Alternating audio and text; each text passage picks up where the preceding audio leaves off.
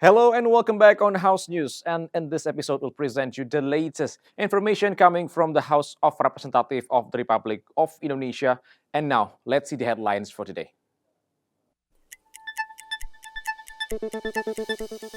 The Committee for Interparliamentary Cooperation of the House hosted a courtesy call with the ambassador of Ukraine. The meeting focused on country's ongoing escalation of the Russia-Ukraine conflict. In May 2024, Indonesia became the first Southeast Asian country to gain accession country status with the Organization for Economic Cooperation and Development, or OECD. Meeting with the delegation of the National Assembly of the Republic of Korea, the Kaisapi of the House highlighted the collaboration between the two countries, especially in promoting the creative economy. Commission 10 of the House approved the naturalization request for 3 footballers. The approval means the naturalization documents will now proceed to the plenary session of the House for final approval. With a rich historical legacy, Arab culture has a significant influence on various aspects of Indonesian life, including its cuisine. In response to the ongoing escalation of the Russia-Ukraine conflict, BKSAP of the House will play an active role in supporting peace efforts between Russia and Ukraine. During a meeting with the Ukrainian ambassador to Indonesia, Vice Chairperson of BKSAP of the House Bramantio Suwondo has committed to strengthening support for peace in Ukraine. Additionally, he mentioned the House will enhance coordination with the Ministry of Foreign Affairs to identify priority issues to be addressed in Ukraine.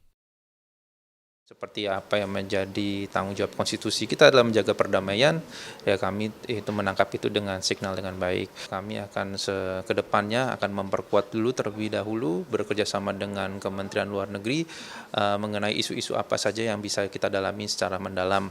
Karena saat ini juga dari pemerintah, Kemenlu juga sedang mengatur dan dengan beberapa agendanya, kami juga dengan BKSAP juga ada beberapa agenda yang perlu kita laksanakan dan kita perkuat. Jadi tentunya kita menunggu di tahun ke depan, di tahun 2025 dengan semangat bahwa lebih detail apa isu-isu yang kita ingin perjuangkan.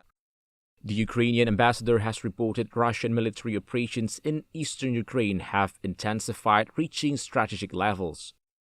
This escalation has resulted in the destruction of over 150 homes. Additionally, ballistic missile strikes have targeted educational institutions and children's hospitals. Adila and Rangga, TVR Parlemen, report. Indonesia aims to attract more investment and access global markets by joining the OECD. This membership is expected to improve its business environment and open new trade opportunities.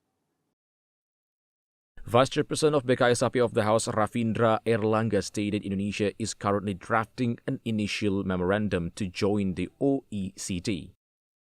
He hoped to get more opportunities in accessing the markets of OECD member countries.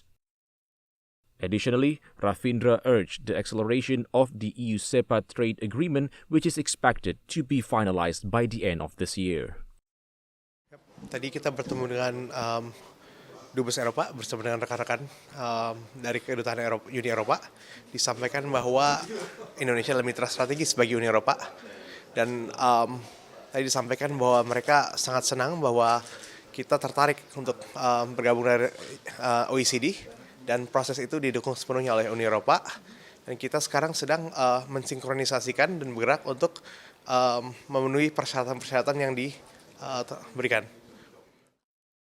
Currently, the government is working at the national level to ensure the process of joining the organization is integrated into Indonesia's development plans.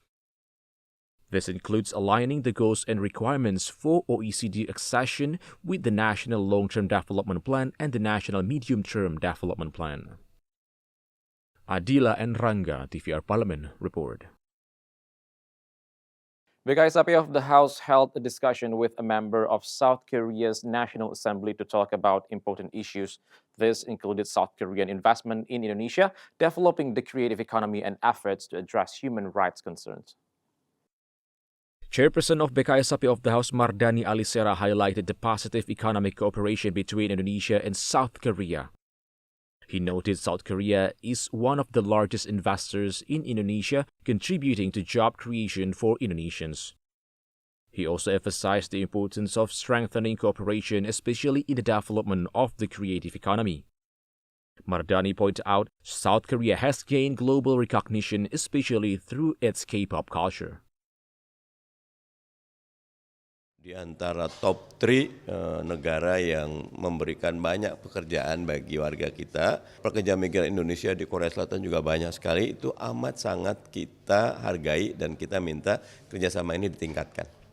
Kalau yang sekarang ini tentu transfer of knowledge, mereka maju sekali, pengembangan ekonomi kreatif dengan Korean Wave-nya, K-pop-nya itu bagus sekali dan kita sudah punya beberapa workshop yang akan segera dijalankan. Mereka ingin share itu keberhasilan ekonomi kreatif mereka ke kita. Dan tentu di perdagangan Indonesia dengan Korea sudah punya salah satu yang paling kuat, SEPA-nya, perjanjian dagangnya juga sudah terwujud dengan baik. The meeting also talked about efforts to address issues between South Korea and North Korea. Mardani Alisera highlighted Indonesia has good relation with both countries and hoped they could start constructive talk to help resolve the conflict. Dodi Muharam, TVR Parlemen report. After the break, we still have more interesting information from Commission 10 of the House, so stay tuned on House News.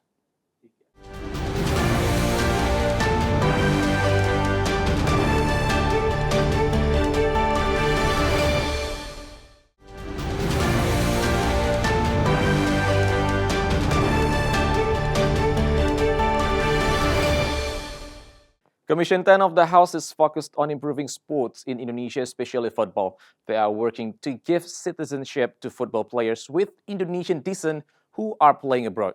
This is to strengthen the national team by bringing talented players. Vice Chairperson of Commission 10 of the House, Lalu Hadrian Irfani, mentioned during a meeting with the Ministry of Youth and Sport and Indonesian Football Association or PSSI, Commission 10 approved to grant Indonesian citizenship to 3 football players. This approval will be carried out by following the legal procedures. The 3 players are Kevin Dix, Noalea Tomu, and Estela Lopati. These players are expected to strengthen the national team and contribute to upcoming international events. He hoped Indonesian football fans would support Commission 10 efforts to improve Indonesian football. Sehingga Kevin Dix bisa masuk di dalam starting line up melawan Jepang. Tetapi tadi Pak Sekjen PSSI menyampaikan, kalaupun tidak bisa tanggal 15, ya insya Allah dipastikan melawan Saudi Arabia bisa tampil sebagai salah satu starting line up. Nah, tentunya kami juga tadi berpesan kepada Menpora dan Pak Sekjen PSSI bahwa walaupun kita tetap menaturalisasi pemain, harapannya ya tentu tidak lupa untuk pembinaan terhadap pemain-pemain lokal kita hari ini. Dari klub-klub yang berlaga di tingkat Liga 1, Liga 2, dan sebagainya, agar PSSI maupun dalam hal ini Menpora betul-betul memperhatikan bibit-bibit yang betul-betul mampu untuk menyamai teman-teman maupun pemain-pemain naturalisasi yang ada. On this occasion, the Minister of Youth and Sports explained Kevin Dix is projected to represent the Indonesian national men's team in the 2026 World Cup qualifiers, while Noah and Estela are expected to join the Garuda squad for the 2024 AFF Women's Championship. The addition of these players is hoped to improve the national football team's quality. Rifki and Teddy, TVR Parlemen report. Commission 3 of the House supports the government efforts to fight cybercrimes, especially online gambling. Online gambling has led to significant financial losses and has negatively affected people's life. Member of Commission 3 of the House, Rudianto Lalo, urged the Chief of the Indonesian National Police to take immediate and firm action in capturing those responsible for online gambling activities and the criminal networks behind them. Thus, call is in line with President Prabowo's commitment to strengthening law enforcement in Indonesia. Rudianto emphasized the need for the national police to take fair actions against all those involved in gambling, including individuals who may be protecting or covering up these activities. Pak Prabowo selaku presiden dalam berbagai kesempatan itu menyampaikan mulai kejahatan sumber daya alam, narkoba, judi lain itu adalah musuh negara. Polri sebagai alat negara harus menerjemahkan itu sebagai perintah dari presiden. Kalau berdasarkan laporan PPATK itu puluhan triliun transaksi mencurigakan di judi online. Pertanyaannya, harusnya Polri data-data intelijen dari ini bisa menjadi petunjuk. Kalau perlu blokir rekening-rekening yang dicurigai adalah transaksi mencurigakan. Penegakan hukum itu betul-betul dilakukan tanpa tebang pilih, tanpa pandang bulu. Siapapun yang terlibat harus diperiksa, termasuk apabila ada yang backingi. As a deterrent measure, Rudianto also encouraged freezing or blocking the accounts of online gambling perpetrators to make law enforcement more effective and comprehensive. Bondan and Umam, TVR Parliament, report. Commission 5 of the House urges BMKG to increase mitigation efforts. This is in anticipation of extreme weather that could cause natural disasters in several regions of Indonesia by the end of the year. Member of Commission 5 of the House Novita Wijayanti underlines the role of the Meteorology, Climatology and Geophysics Agency, or BMKG, in delivering accurate and timely disaster information. She reminds the importance of providing early warnings to the public and local governments to help them prepare and respond to potential natural disasters. Novita explains quick and accurate information from BMKG can save lives. For example, it can warn fishermen not to go to sea during bad weather or inform nearby communities about the potential eruption of a volcano. Jadi BMKG ini instrumen yang sangat penting dan ini harus bisa menjadi pegangan untuk masyarakat. BMKG ini bisa mengurangi angka-angka bencana. Kalau BMKG ini memberikan informasi-informasi yang tepat, yang akurat, yang cepat kepada masyarakat, yang bisa dijangkau oleh seluruh masyarakat, Pemda dan lain sebagainya. Contoh, kalau memang BMKG bisa melakukan mitigasi tentang adanya titik-titik bencana, itu sangat bermanfaat untuk masyarakat, Pemda, agar bisa lebih cepat meninggalkan lokasi yang akan terjadi bencana. Commission 5 hopes BMKG will be more active in educating and socializing disaster mitigation, particularly in vulnerable areas. Thus, communities and local government can prepare to face disasters and prevent loss of life. Bondan Imana, TVR Parliament, reports. When we return, we'll bring you more information on Indonesian culinary, so stay tuned on House News.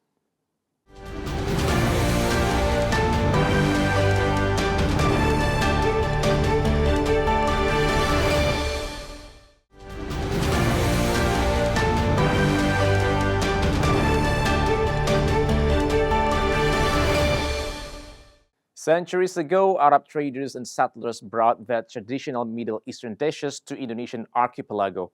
Over time, these dishes blended with local ingredients, flavors, and cooking techniques, creating unique Arab Indonesian fusion dishes. These dishes are just a few examples of how Arab and Indonesian culinary traditions blended to create something unique. The creativity of Indonesian cooks in adapting these traditional recipes is an evidence to the country's rich cultural history and culinary innovation. Martabak is a street food in Indonesia with its origin in the Middle East. The dish features a thin, crispy dough filled with a savory mix of eggs, minced meat, onions, and a variety of spices like salt, pepper, and coriander. The dough is folded and fried until golden brown and crispy. Over the years, Indonesians have also created sweet versions of martabak stuffed with ingredients like chocolate, cheese, or peanuts. Nasi kebuli is an aromatic rice dish deeply rooted in Arab culinary traditions, especially from Yemen. The rice is cooked with a blend of fragrant spices including cloves, cinnamon, cumin, and cardamom. Nasi kebuli is often paired with tender meat such as goat or beef, slow cooked with additional spices. It's usually served during festive occasions or family gatherings. Tongseng is a flavorful dish made with cuts of beef, lamb, or goat. The meat is cooked in a rich aromatic broth with ingredients like ginger, garlic, shallots, chili, lemongrass, and other spices. The result is a thick, savory stew with a slightly spicy flavor. Tongseng is often enjoyed with steamed rice and is known for its bold flavors, making it a perfect dish for cooler weather or special family meals. Among many food videos viral on social media, Dubai chocolate has been popular worldwide. While it's only available in Dubai, the chocolate bars have inspired people to try making them at home, and other brands have started creating their versions. There's a crunchy, gooey, nutty treat that has taken over social media feeds, and it's a very specific chocolate bar. Popularly known as the Dubai chocolate bar, this milk chocolate candy is stuffed with crispy kanafe, a soft dough combined with creamy pistachio spread. The hashtag Dubai chocolate has been used more than 40,000 times on Instagram, and when you scroll through its feed, you will see nothing but green and brown chocolate pistachio combos. Dubai chocolate first went viral in December 2023 when Dubai-based food influencer posted a video of herself reviewing the chocolate bar. Up to the present, her TikTok has reached 80 million views. The influencer purchased the chocolate bar from Six Dessert Chocolatier, a chocolate producer in Dubai that serves bars with creative and often textured fillings. Fix was founded by 38-year-old entrepreneur Sarah Hamouda, who started the brand as a side hustle in 2021 after being inspired by her pregnancy cravings. According to the CNN, one of the most important things to know about Fix pistachio and kanafe candy is that it is only available via delivery in Dubai. The chocolate bar became famous so quickly that scammers and counterfeit candy makers quickly jumped onto the opportunity to try and take profit of the chocolate. When we waste food, we also waste the energy used to grow, transport, store, and cook. While some food waste can be avoided, recycling is better for the environment than just throwing it away. Did you know that the food waste makes up 39% of all trash in Indonesia? At the same time, around 8% of people still face food shortage. This is a problem we can fix. Leftover food can actually be reused in many delicious ways. One common leftover is rice. Rice is staple food in many countries, including Indonesia and Malaysia.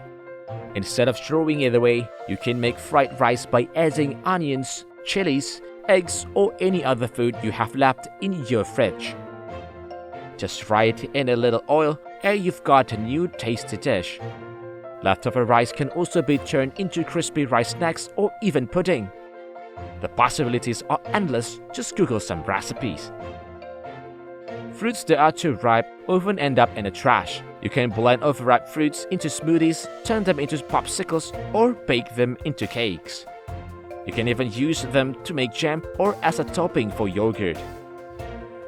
For meat lovers, don't forget to save the bones after cooking your meat. Put them in a slow cooker with water and cook on low heat for several hours to make a rich, flavorful bone broth. Add a little salt, sugar, and pepper to taste. Once it's cooled down, store it in a clean bottle in the fridge.